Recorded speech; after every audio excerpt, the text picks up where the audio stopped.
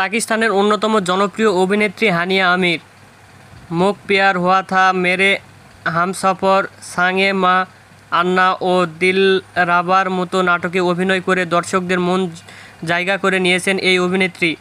দর্শক থেকে শুরু করে ভক্ত অনুরাগীরা দেশের গণ্ডি পেরিয়ে বাংলাদেশেও ব্যাপক জনপ্রিয়তা অর্জন করেছেন হানিয়া আমির।